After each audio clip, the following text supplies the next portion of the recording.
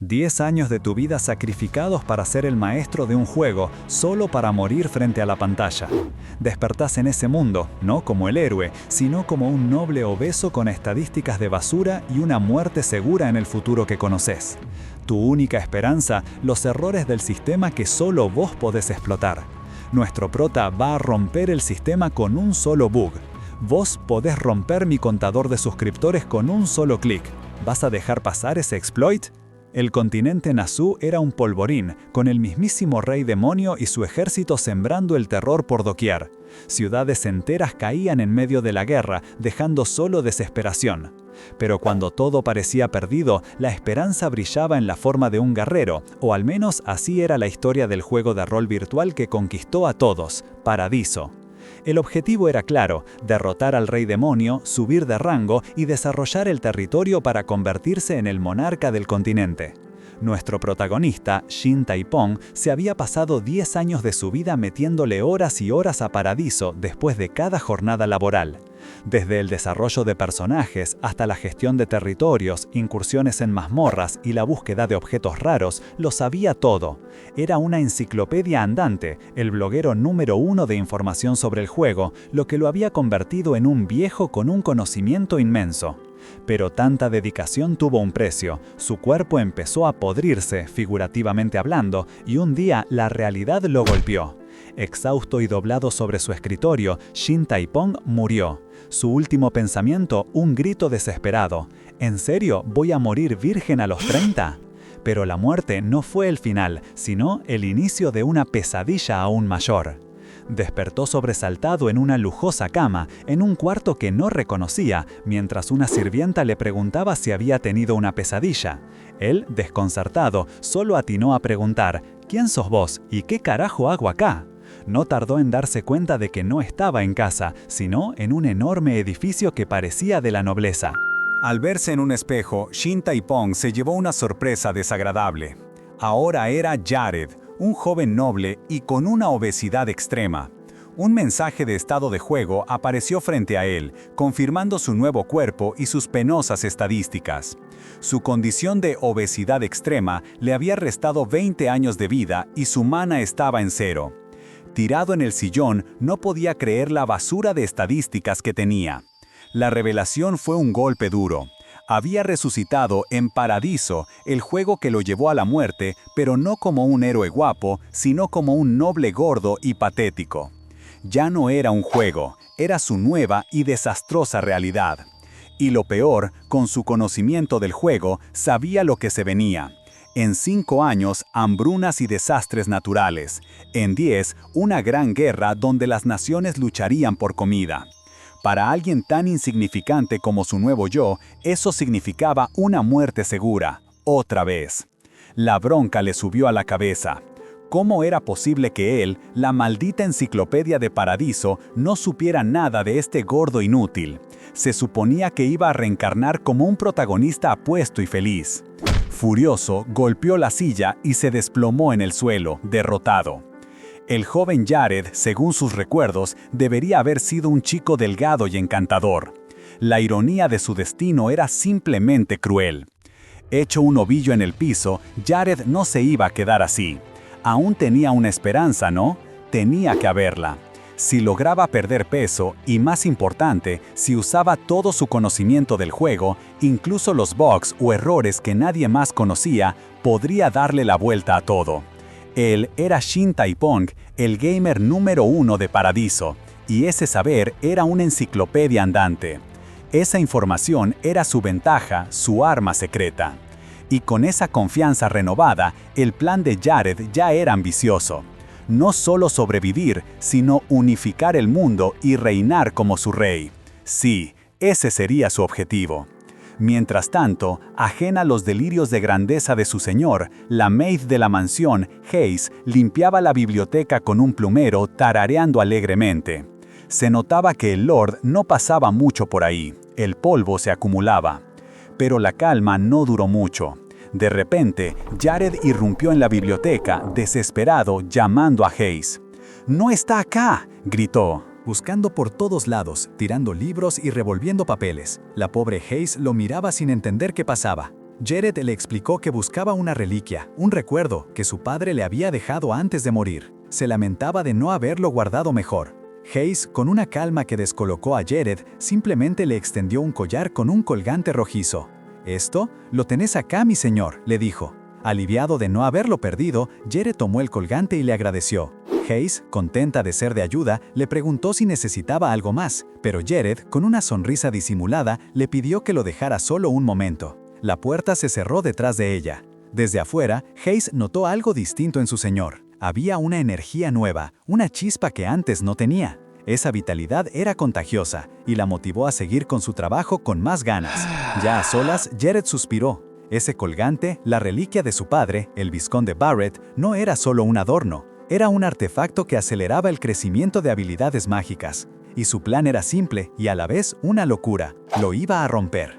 Como mago de cuarta clase, que era lo más bajo que existía, sabía que ese era su único recurso. Tenía una capacidad de maná muy limitada, y esta era su única oportunidad para invocar lo que necesitaba. Este artefacto era la clave para el ritual que estaba a punto de hacer.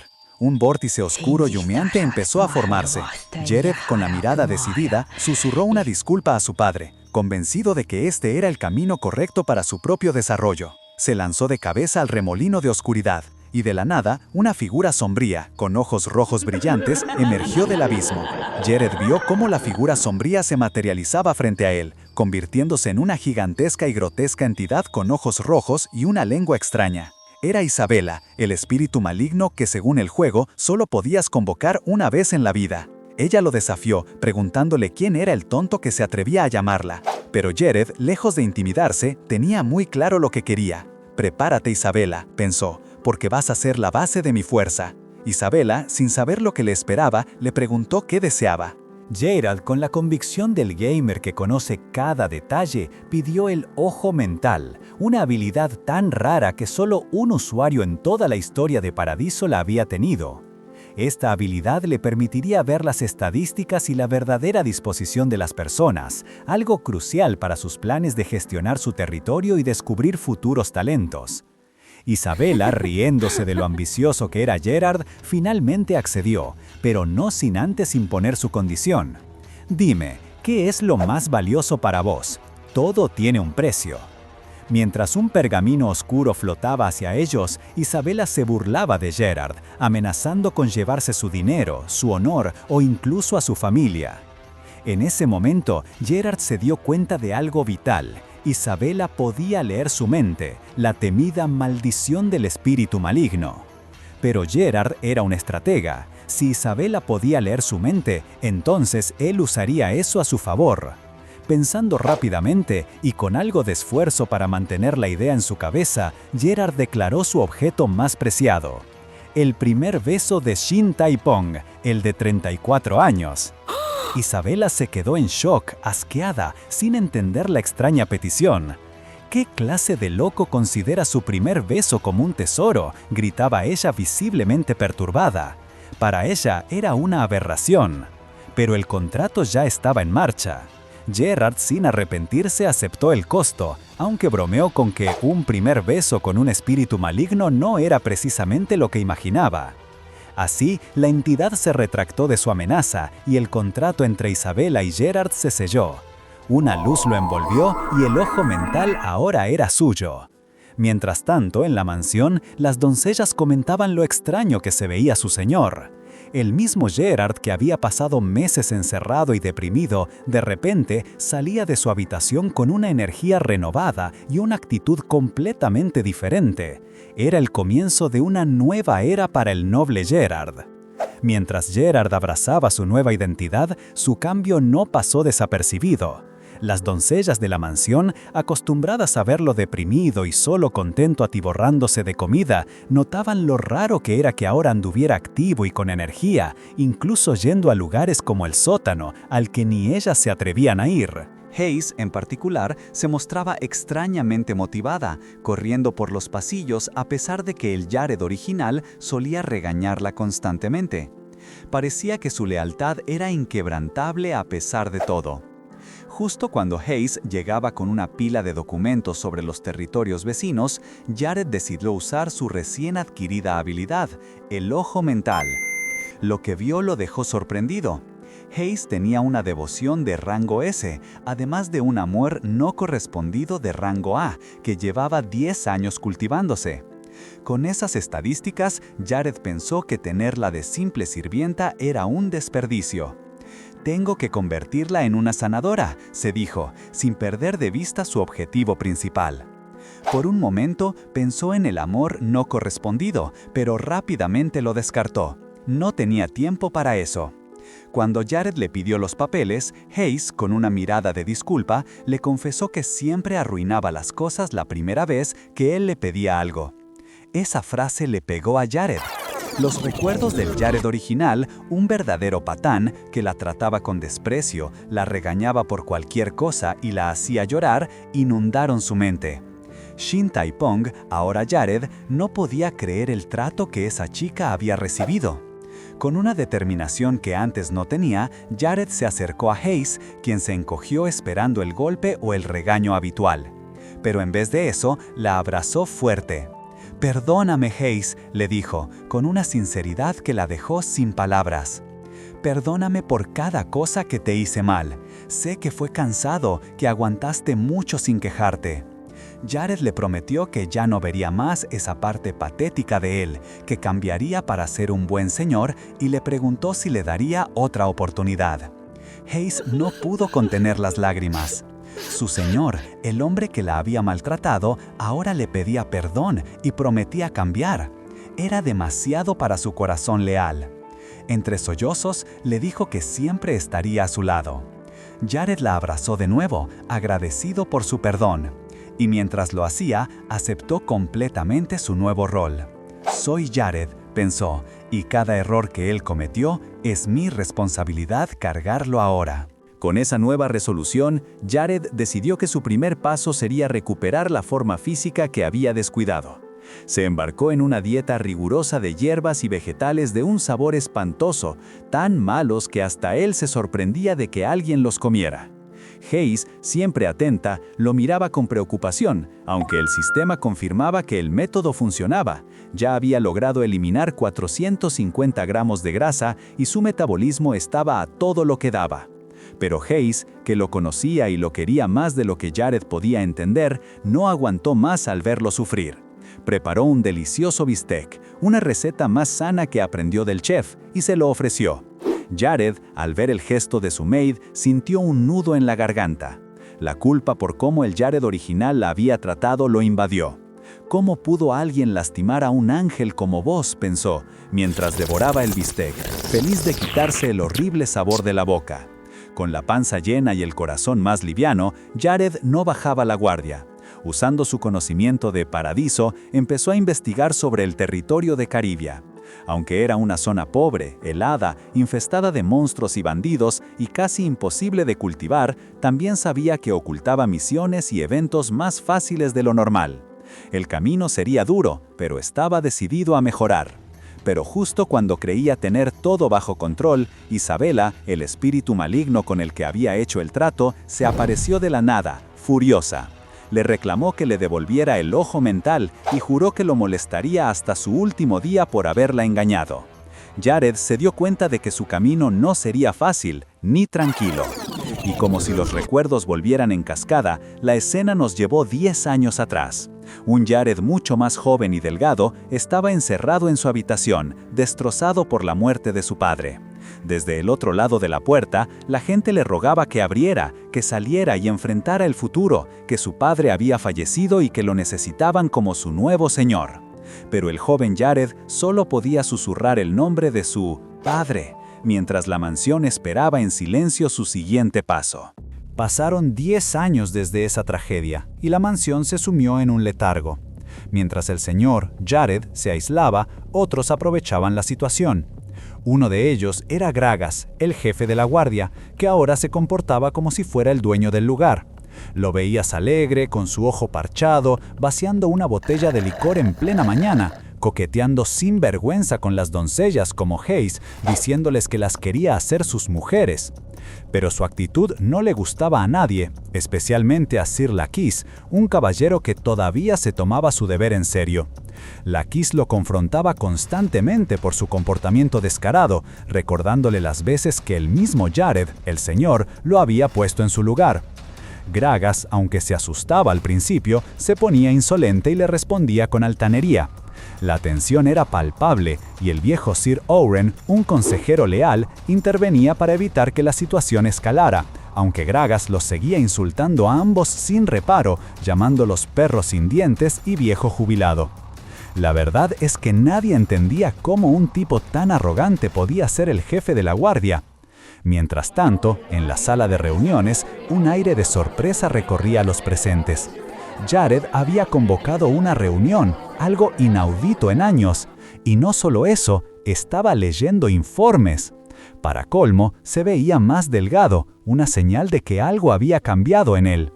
Algunos cuchicheaban, preguntándose si los rumores sobre el cambio del señor eran ciertos.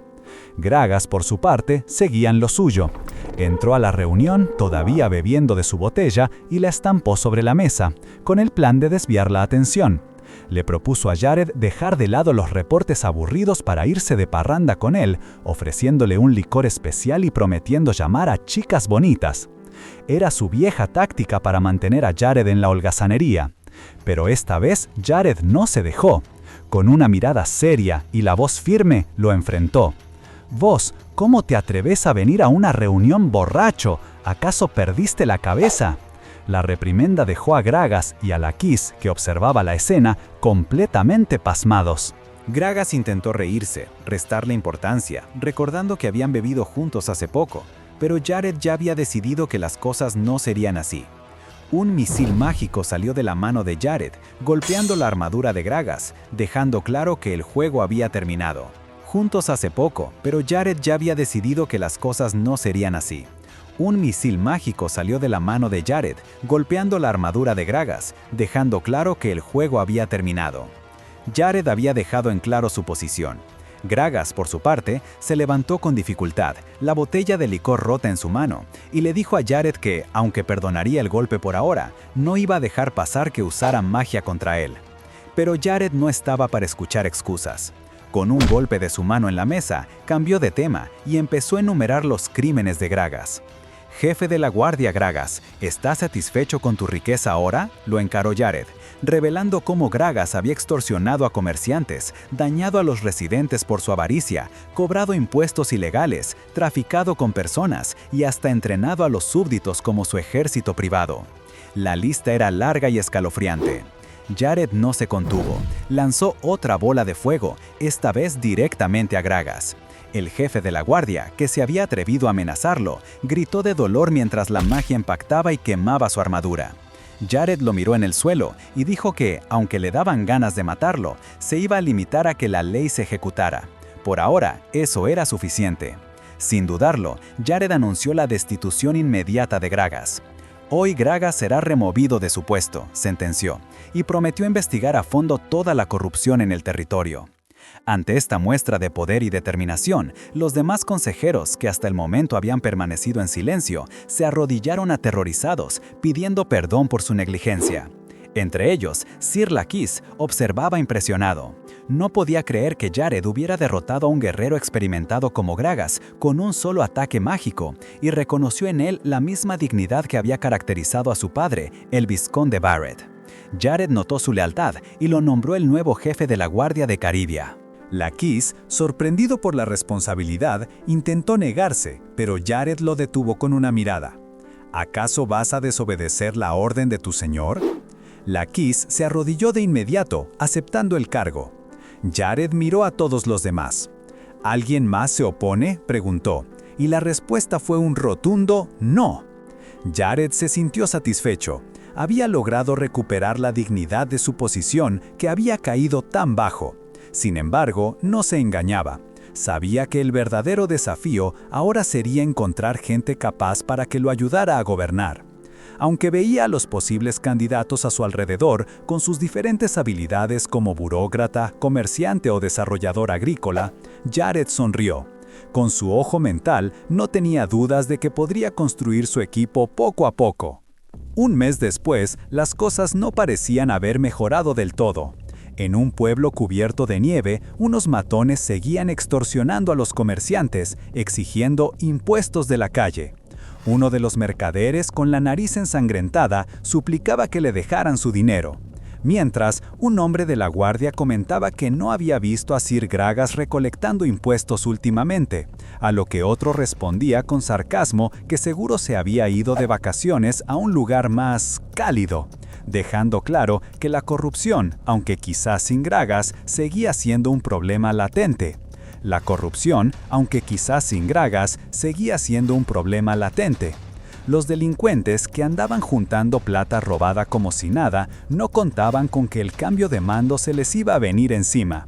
Estaban en su escondite contando su botín cuando de repente sonó la puerta. Uno de ellos, ya molesto, abrió apenas una rendija y preguntó quién era. Y ahí, con una sonrisa que ya conocíamos de antes, estaba Jared, el mismo Lord que creían que era solo un gordo inútil, saludando con toda la onda. Al verlo, uno de los matones no pudo evitar soltarle un insulto, pero antes de que pudiera hacer algo más, una fuerza invisible lo mandó a volar, dejando a sus compañeros completamente pasmados. Enseguida apareció Sir Lakis, el flamante jefe de la guardia, hecho una furia. «¿Cómo se atreven a insultar a nuestro Lord?», gritó, listo para darle su merecido. Pero Jared, con una calma sorprendente, le dijo que el insulto no le importaba tanto. Lo que sí le molestaba era que estos tipos andaban cobrando impuestos ilegales a los ciudadanos y comerciantes. Con la expresión seria y determinada, Jared dio la orden: «Atrápenlos a todos, que no se escape nadie». Lakis, con una sonrisa de satisfacción que heló a los criminales, respondió que así lo haría. Para los matones, la mención del nuevo jefe de la guardia fue la gota que colmó el vaso, dándose cuenta de que su suerte se había acabado. Mientras unos eran reducidos, otro intentó escapar por una ventana trasera, pero Jared, anticipándose, lo interceptó afuera. «¿A dónde crees que vas?», le dijo, antes de lanzarle un misil mágico que lo dejó fuera de combate. La purga había empezado de verdad. La noticia corrió como pólvora. Los ciudadanos estallaron en vítores. «¡Larga vida a nuestro Lord!», gritaban, celebrando a Jared y a Sir Lakis, al ver cómo los criminales que los extorsionaban eran arrastrados encadenados. El nuevo jefe de la guardia se encargó de recordarles a todos que el Lord había reconocido sus errores del pasado y que de ahora en adelante los protegería con todas sus fuerzas. Como parte de esta nueva etapa, empezaron a distribuir comida entre los más necesitados, una señal clara de la misericordia del Lord. La gente, que antes pasaba hambre, agradecía emocionada. Un juglar, con su laúd, cantaba sobre un nuevo sol que había amanecido sobre Caribia. Jared, ahora más delgado, cabalgaba por las calles, saludando a las multitudes que lo aclamaban, sintiendo el calor del apoyo popular. Poco después, en una reunión con Sir Lakis y Sir Owen, la satisfacción era evidente. Los ciudadanos empezaban a ver al territorio y a su lord con buenos ojos, y el plan estaba funcionando. Jared había demostrado que no solo era un estratega brillante, sino también un líder capaz de traer justicia y esperanza a su pueblo, y por fin sus esfuerzos estaban dando frutos. Jared le preguntó a Sir Lakis si estaba contento con su nuevo puesto, y sus subordinados, Lakis, con una sonrisa, le aseguró que sí, que se sentía feliz y agradecido por la oportunidad. Jared se sintió satisfecho, y no era para menos. Un mes después de haber purgado la corrupción, el orden público había mejorado notablemente, y el pueblo veía con buenos ojos a su nuevo líder. Sir Lakis había reclutado y entrenado a muchos soldados hábiles, todos unidos bajo la autoridad de Jared, el señor feudal. Todo esto es gracias al ojo mental, pensó Jared, mientras a su lado la fantasmagórica Isabela seguía con su cantaleta de «¡Devolveme mi ojo mental!». Jared, ya acostumbrado, simplemente la ignoró. Pero no todo era fácil. Sir Owen y otro consejero le presentaron reportes sobre la economía. Si bien los cultivos crecían gracias a los nuevos métodos de agricultura, el invierno y las plagas seguían siendo un desafío. Las piedras de maná, un producto especial del territorio, también tardarían en generar las ganancias esperadas. Jared se dio cuenta de que su ojo mental, aunque útil para encontrar gente talentosa, no resolvía los problemas económicos por sí solo. Tendría que esforzarse más. Mientras tanto, Jared continuaba con un extraño movimiento que él decía era parte de su dieta. Lakis lo elogió, diciendo que lo hacía ver más como un verdadero señor feudal. Ambos rieron, pero Jared guardaba un secreto. Ese movimiento no era para adelgazar. Era un truco, un bug del juego que él, como el gamer experto que era, había descubierto. Consistía en emitir maná de sus manos y luego reabsorberlo en su cuerpo. Un método no oficial pero efectivo para aumentar su capacidad de maná. Después de un mes, había subido su nivel de magia unas 12 veces, permitiéndole usar su magia de cuarta clase 1 o 2 veces más. Un verdadero atajo al poder. De repente, un soldado irrumpió en la sala de reuniones, agitado, con un reporte urgente. «Mi señor, Lakis, el grupo de búsqueda encontró un campamento de bandidos en la mina de carbón», gritó el soldado. Pero la noticia más impactante llegó de inmediato. También encontraron esclavos ahí. Los ojos de Jared se abrieron de golpe, con una furia gélida. La escena cambió drásticamente, llevándonos un año atrás.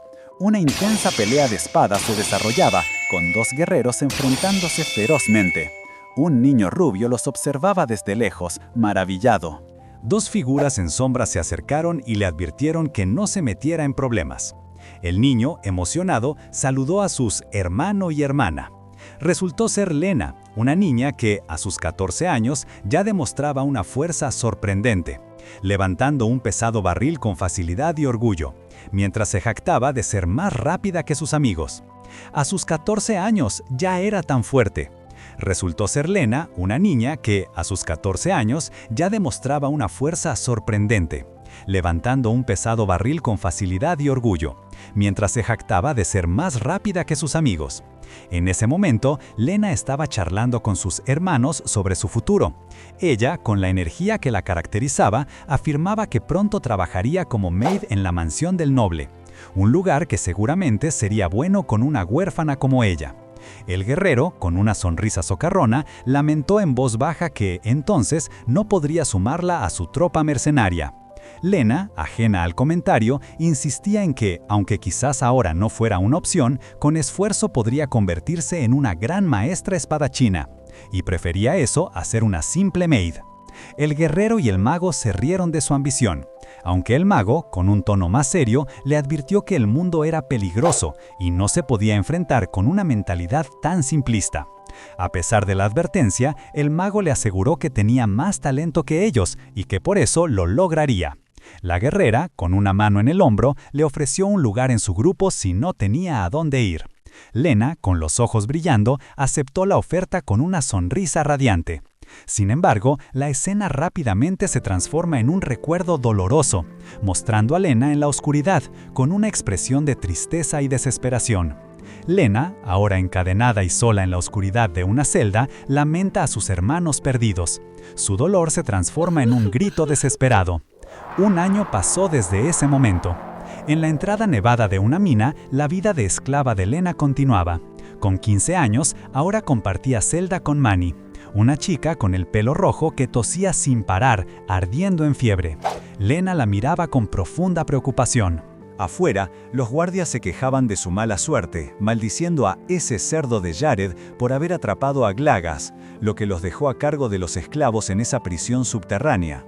Lena, escuchando su charla, se aferró a los barrotes, suplicando: «Señor, mi amiga tiene una fiebre terrible. Por favor, ¿podría darle un poco de sopa? Prometo que no volveremos a desobedecer, solo un plato, incluso medio». El guardia la miró, pensativo, y accedió. Momentos después, Manny estaba comiendo la sopa con dificultad, mientras el guardia se acercaba a Lena con una sonrisa nada sincera. «Ella va a estar bien sola», le dijo, poniendo una mano sobre su hombro y tirando de ella. Manny gritó el nombre de Lena, pero ella trató de tranquilizarla, diciendo que estaría bien. El guardia, con una mirada llena de intenciones dudosas, le agarró la cara, sugiriendo con voz melosa que una chica enferma como ella debería enfocarse en otras cosas. En un repentino flash, Lena recordó al director del orfanato, un hombre que la llamaba su ángel dado por Dios y le pedía que siempre diera lo mejor de sí por el lugar. Pero la voz del guardia la sacó de ese recuerdo. ¿No sabías que el director fue quien te vendió a nosotros? La revelación golpeó a Lena como un látigo. ¡Imposible! El director le había prometido que sería una maid noble. Los guardias se rieron a carcajadas. «Maid mis polainas, sos una esclava, tonta». Lena les gritó que se callaran, pero uno de ellos la golpeó con un látigo. «Señorita, aunque el estado de una huérfana y una esclava sean diferentes, considerando que sos una esclava, háblame con un poco más la respeto». Cada golpe reforzaba la cruel verdad que ella se negaba a creer. Un mes había pasado desde que la vendieron, reflexionó Lena, con la mayor parte de su tiempo encerrada tras las rejas y recibiendo castigos ocasionales. Manny la miró y le preguntó si era de Mallorca. Al recibir una afirmación, la pelirroja le dijo sin rodeos que entonces su destino como esclava estaba sellado desde el principio. Lena, confundida, solo pudo preguntar qué significaba eso. Manny le explicó la cruda verdad. Casi todos los huérfanos de Mallorca eran vendidos como esclavos, una orden directa del señor de ese territorio. Le aseguró que el director de su orfanato, el mismo que la había vendido, seguramente estaba metido hasta el cuello en esa red. Con una sonrisa cínica, Manny le dijo a Lena que lo mejor era que se rindiera. Pero Lena se negó a aceptar ese destino.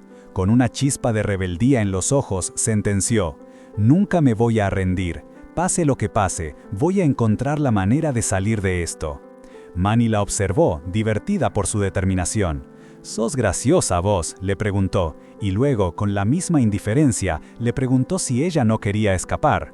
Manny admitió que nunca se lo había planteado y se presentó formalmente. «Soy Manny, llevémonos bien hasta que nos muramos en este infierno».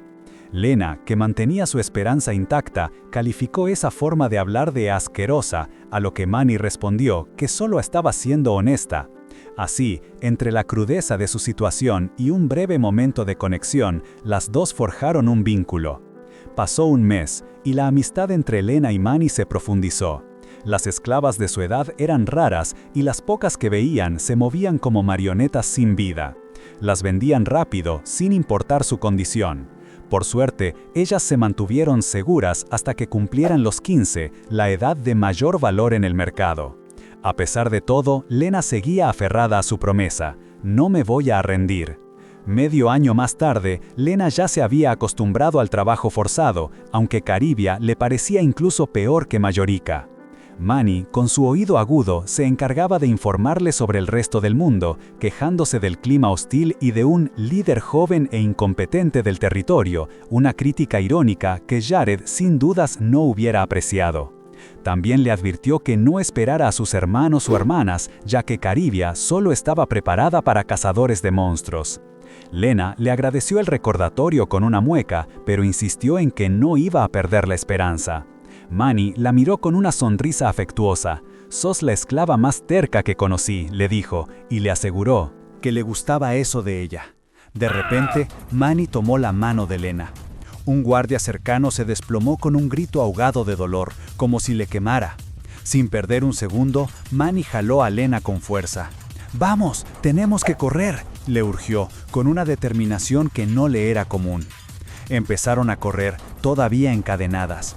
Pero la libertad fue efímera. Otro guardia se interpuso, furioso. «Lena, ¿qué diablos estás haciendo por un plato de sopa?», le gritó. Manny se puso delante de Lena con una furia inusual. «No me importan los demás, pero vos no deberías haber hecho eso. Vos no sos una esclava, juraste que saldrías de aquí», le reprochó. El guardia ignoró sus palabras y arremetió contra Lena. «¿A dónde crees que vas?», le preguntó, antes de golpearla sin piedad. El ataque fue rápido y brutal. Lena gritó: «¡No! ¡Soltame!», pero ya era demasiado tarde. Cayó sobre Manny, que estaba en el suelo, y solo pudo murmurar: «No», mientras la desesperación volvía a apoderarse de ellas. Lena gritó: «¡No! ¡Soltame!», pero ya era demasiado tarde. Cayó sobre Manny, que estaba en el suelo, y solo pudo murmurar «No», mientras la desesperación volvía a apoderarse de ellas. Manny, herida de gravedad, le confesó a Lena que su vida siempre había sido una miseria, llena de bandidos y violencia. Pero Lena, a pesar de ser huérfana, tenía sueños, y eso fue lo que hizo que Manny, contra todo pronóstico, sintiera la necesidad de protegerla. Con su último aliento, le suplicó a Lena que nunca se rindiera. Llenándose de una furia incontenible y con lágrimas en los ojos, Lena prometió que no solo saldría de ahí, sino que se vengaría de todos los que les habían hecho daño. El guardia, ya molesto por la herida que Manny le había hecho en la cara, pisoteó a Lena, amenazando con matarla también. Pero Lena, con una mirada gélida, le preguntó si a eso le llamaba una quemadura. En ese instante, una explosión de energía surgió de ella, envolviendo al guardia en un fuego abrasador mientras gritaba de dolor. La Lena que se levantaba ya no era la misma esclava, sino una guerrera formidable, con una mirada decidida y un poder que parecía haberla hecho crecer y madurar de golpe.